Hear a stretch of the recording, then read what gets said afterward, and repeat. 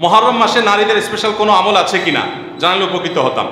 মুহররম মাসে পুরুষদের জন্য যে আমলগুলো আছে আমাদের মা বোনদের জন্য একই আমল আছে, মা বোনদের জন্য আলাদা কোনো আমল নাই। মুহররম মাসের সবচেয়ে গুরুত্বপূর্ণ আমল হলো বেশি বেশি রোজা রাখা। বেশি বেশি কি রাখা? রোজা রাখা। নবী করিম সাল্লাল্লাহু আলাইহি সাল্লাম বলেছেন, আফদালুস সিয়ামি বা'দা রমাদান শাহরুল্লাহিল মুহররম। আল্লাহর কাছে রমজানের পরে নফল রোজার জন্য সবচেয়ে আদর্শ এবং শ্রেষ্ঠ মাস হলো মুহররম মাস। এজন্য ভাই মুহররম মাসে বেশি বেশি নফল রোজা রাখার চেষ্টা করতে হবে। বেশি বেশি তো দূরের কথা, অনেকে একটাও রাখতে পারেন না, অন্তত দুই চারটা হলেও রাখার চেষ্টা করবো ইনশাআল্লাহ। মুহররম মাস কিন্তু শুরু হয়ে গেছে, মুহররম মাস আরম্ভ হয়ে গেছে, আমরা এখন মুহররম মাসের মধ্যে আছি। সম্মানিত মাসের মধ্যে সম্মানিত 4টা মাস আছে, এর ভিতরে সবচেয়ে শ্রেষ্ঠ হলো এই মুহররম মাস, বছরের প্রথম মাস হিজরি বর্ষের। অতএব এই মাসের প্রধান আমল হলো বেশি বেশি নফল রোজা রাখা। দ্বিতীয় আমল হলো মুহররমের 10 তারিখ আশুরা, এই আশুরা উপলক্ষে 2টা রোজা রাখা। 9 আর 10 রাখলে বেশি উত্তম, আর না হলে 10 আর 11 এই 2টা রোজা রাখা নারী পুরুষ সকলের জন্য সুন্নাহ। নারীরা যদি মাসিক অবস্থায় না থাকেন তারা রাখবেন না, মাসিক অবস্থা না থাকলে তারা রাখবেন না। তাদের নিয়ত থাকলে আল্লাহ তাআলা তাদেরকে এমনিতে সওয়াব দিবেন ইনশাআল্লাহ। তাহলে মুহররম মাসে আমল হলো বেশি রোজা রাখা, বিশেষ করে আশুরা রোজা রাখা। এর বাইরে মুহররম উপলক্ষে স্পেশাল কোনো আমল নাই যে এই মাসের জন্য আলাদা করে এটা করণীয় আছে। আমাদের অঞ্চলে কাদিয়ানীয় খ্রিস্টানদের প্রভাব বেশি এবং তাদের কার্যক্রম চলে, এ ব্যাপারে আমাদের করণীয় কি? আপনাদের করণীয় হলো ওলামা একরাম এবং সাধারণ শিক্ষিত ভাইরা সবাই কাঁধে কাঁধ মিলিয়ে প্রতিটা ঘরে ঘরে প্রতিটা মহল্লায় মহল্লায় কোরআন এবং সুন্নাহর দাওয়াত পৌঁছানো, প্রত্যেকটা মানুষকে মসজিদমুখী করা, পুরুষদেরকে মহিলাদেরকে দ্বীনি চেতনা তৈরি করা, তাদের তালিমের হালাকা চালু করা, দ্বীনি চেতনা তৈরি করা ইমাম সাহেবদের দায়িত্ব। এই এলাকাগুলো গোমরাহি দ্বারা যদি ভরে যায়, মানুষ যদি বিভ্রান্তির পথে চলে যায়, মানুষ যদি পথ হারা হয়, ঈমান হারা হয়, মনে রাখবেন এলাকার ওলামা একরাম আপনাদের দায় সবচেয়ে বেশি, ইমাম সাহেবদের দায় সবচেয়ে বেশি। আপনার মসজিদ এরিয়াতে যত মানুষ আছে সবার কাছে আপনার দাওয়াত পৌঁছাইতে হবে। শুধু মসজিদে জুমার খুতবা দিয়ে দিলেন, চাকরি রক্ষা করলেন, নামাজে নামাজ পড়াই দিলেন আর দায়মুক্ত হলেন, খবরদার, এটা যথেষ্ট না। আপনি প্রত্যেকটা দোকানদারকে, প্রতিটা বাড়িওয়ালাকে, প্রতিটা গাড়িওয়ালাকে, প্রতিটা রিক্সাওয়ালাকে আপনি দাওয়াত দিবেন ইসলামের, ইসলামকে এটা বুঝাবেন, ষড়যন্ত্র কি চলছে সেটা বুঝাবেন। সামান্য কিছু টাকার কাছে যেন ইমান বিক্রি না করে। খ্রিস্টানরা তারা চক্রান্ত করে আমাদের সরল মনা মুসলমানদেরকে টাকা পয়সার লোভ দিয়ে বেঈমান করছে। কাদিয়ানীরা তারা বিভিন্ন সুযোগ সুবিধার অফার দিয়ে আমাদের সরল মনা মুসলমানদেরকে বেঈমান করছে। মুসলমানকে শিক্ষা দিতে হবে যে পৃথিবীর সমস্ত সম্পদের বিনিময়ে তোমার ইমান বিক্রি করা এটা তোমার সাজে না। এই ইমানের চেতনা যদি আমরা তৈরি করতে পারি, দাওয়াতের কাজ যদি বাড়াতে পারি, তালিমের কাজ যদি বাড়াতে পারি, ইনশাআল্লাহ শয়তানদের শয়তানি চক্রগুলো থেমে যাবে। আমাদের কাঁধে কাঁধ মিলিয়ে যাওয়াতে হবে, সকল মতপার্থক্য ভুলে গিয়ে। আমরা জানি এই অঞ্চলে আপনারা নানা রকম ইখতিলাফের মধ্যে ডুবে আছেন। আপনি মুসলমান ভাই, আহলুস সুন্নাত ওয়াল জামাত ভাই, কাঁধে কাঁধ মিলান। সে যে চিন্তার হোক, যে মতাদর্শের হোক, আপনার সাথে হাজার ইখতিলাফ থাকুক, ইসলামের দাওয়াতের কাজে আপনি তার সাথে কাঁধে কাঁধ মিলিয়ে কাজ করেন আর বিরুদ্ধাচরণকারীদের বিরুদ্ধে দাঁড়ান, না হলে এলাকাকে বাঁচাতে পারবেন না। আল্লাহ আপনাদেরকে সেরকম শক্তি এবং সামর্থ্য দান করুন। পুলিশের চাকরি করে একজন নবী বিদ্বেষী জঘন্য উক্তি করেছে, এদের সম্পর্কে ইসলাম কি বলে?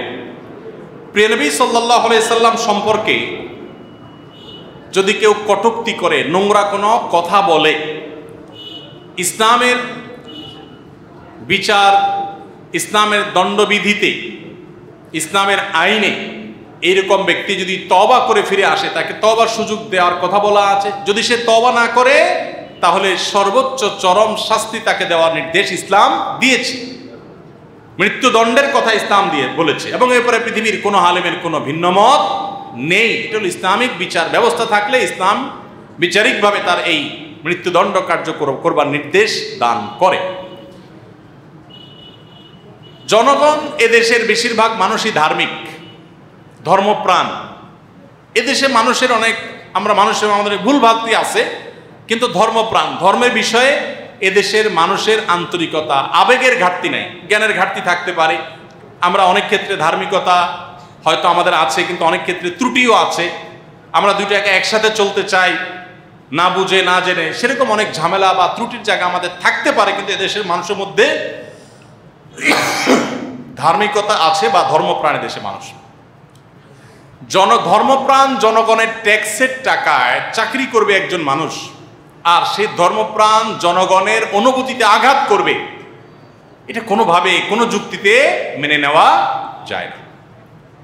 যে পুলিশ অফিসারের ব্যাপারে কথা উঠেছে, আমি দেখেছি তার অনেকগুলো মন্তব্য, যদি অনেক আগে করেছেন তিনি এই মন্তব্যগুলো, কিন্তু তিনি এখনো সোশ্যাল মিডিয়াতে অ্যাক্টিভ আছেন, তিনি তার এই মন্তব্যগুলো প্রত্যাহার করেছেন। এরকম কোনো বক্তব্য, এরকম কোনো লেখনী নাই যে তিনি ভুল স্বীকার করেছেন, তার অবস্থান থেকে ফিরে এসেছেন, তিনি স্পষ্ট ঘোষণা দিয়েছেন, এরকম কোনো কথা নেই।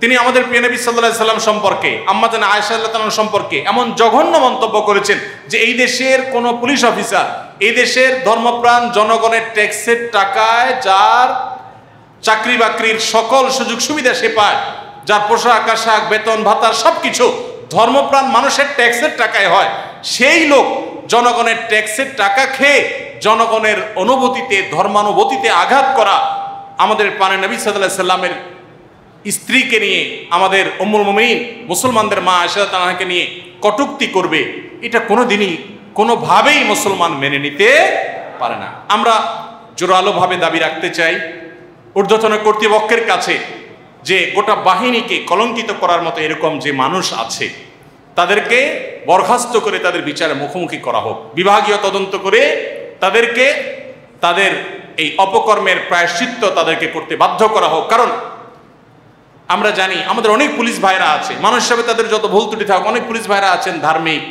নামাজ কালাম পড়েন, অনেক আছেন হালাল হারাম মেনটেন করেন, যত সমস্যাই থাকুক অনেক পুলিশ ভাইরা আছেন যারা চেষ্টা করেন আল্লাহকে স্মরণ করতে।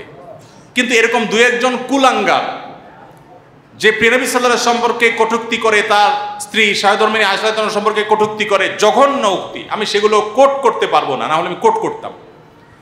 এরকম জঘন্য উক্তি যে করে তাকে অবশ্যই বিচারের আওতায় আনতে হবে। এটা এদেশের মানুষের প্রাণের দাবি। কি বলেন? এদেশের মানুষ সবকিছু মেনে নিলেও, সবকিছু সহ্য করলেও প্রিয় নবী সাল্লাল্লাহু আলাইহি ওয়াসাল্লাম অপমান কোনো দিন সহ্য করেনি। এদেশে প্রিয় নবী সাল্লাল্লাহু আলাইহি ওয়াসাল্লামের অপমান সহ্য করার ইতিহাস কখনো, সবকিছু মেনে নিলেও মুসলমানরা এদেশে কখনো প্রিয় নবী সাল্লাল্লাহু আলাইহি ওয়াসাল্লাম অপমান সহ্য করেনি। অতএব আমি আশা করব যে এই কুলাঙ্গারকে একজনের জন্য কেন গোটা বাহিনী তার এই কলঙ্কের দায় নিয়ে বেড়াবে, বরং তাকে উপযুক্ত শাস্তি দেওয়ার মাধ্যমে, তাকে বরখাস্ত করার মাধ্যমে গোটা বাহিনী তারা কলঙ্ক মুক্ত হওয়ার চেষ্টা করবে। অন্তত তার এই অপকর্ম এটাকে যে তারা সমর্থন করে না এটা তারা প্রমাণ করবে, এটা আমি আশা করি এবং জোরালোভাবে বিশ্বাস করি। এবং তাদের প্রতি সেই উদাত্ত আহ্বানও আমি রাখি যে ইমানের দাবি থেকেও এবং দেশের শান্তি শৃঙ্খলা, বিশেষ করে জনগণের যে আপনার ইমানি চেতনা আছে সেটার প্রতি শ্রদ্ধা দেখিয়ে এটি করা উচিত। এবং আমাদের সংবিধানও কোনো মানুষের ধর্মীয় অনুভূতিতে আঘাত হানার অনুমতি আমাদেরকে দেয় না। এমনকি আমরা মুসলমানরাও অন্য কোনো ধর্মের মানুষের কোনো ধর্ম নিয়ে, ধর্মীয় ব্যক্তি নিয়ে কোনো কটূক্তি করা, নোংরা মন্তব্য করা, তাদেরকে হার্ট করতে পারে, হিট করতে পারে, এরকম কথা বলার শিক্ষা ইসলাম আমাদেরকে দেয় না। কোরআনে আল্লাহ তাআলা নিষেধ করেছেন যে তোমরা তাদের উপাস্যদেরকে গালমন্দ করো না, বা যারা উপাসনা করে আল্লাহ ছাড়া অন্য কাউকে তাদের গালমন্দ করো না, আল্লাহ নিষেধ করেছেন। তাহলে আমরা আশা করব যে এই পুলিশ অফিসারের দৃষ্টান্তমূলক শাস্তি দেওয়া হবে, যে প্রিয় নবী সাল্লাল্লাহু আলাইহি সাল্লাম এবং আম্মা জান আয়েশা সম্পর্কে জঘন্য এবং নোংরা ভয়ঙ্কর ভাবে তার নিয়ে কটূক্তি করেছে এবং বাজে কথা বলেছে। কি বাজে কথা বলেছে আমি সেটা মুখ দিয়ে উচ্চারণ করতে চাচ্ছি না, এই নোংরা কথাগুলো আমার মুখ দিয়ে উচ্চারণ করতে চাচ্ছি না, সোশ্যাল মিডিয়াতে আপনারা ঘাটলে দেখতে পাবেন। অতএব জনগণের, ধর্মপ্রাণ জনগণের ট্যাক্সের টাকায় যার পোশাক আশাক, খাওয়া দাওয়া, বেতন ভাতা হয়, কত বড় নিমক হারাম হলে, কত বড় নির্লজ্জ হলে, কত বড় বেহায়া হলে সেই জনগণের ধর্মানুভূতিতে আঘাত হওয়ার দুঃসাহস করে। আমরা দোয়া করি আল্লাহ রাব্বুল আলামিন এই লোকটাকে হেদায়েত দান করুন, তিনি তার ভুল বুঝতে পেরে প্রকাশ্যে তওবা করে তার অবস্থান থেকে ফিরে আসুন। আমরা সেই আহ্বান তার প্রতিও রাখছি। আল্লাহ তাআলা আমাদের সবাইকে তওবা করার তৌফিক নসিব করুন।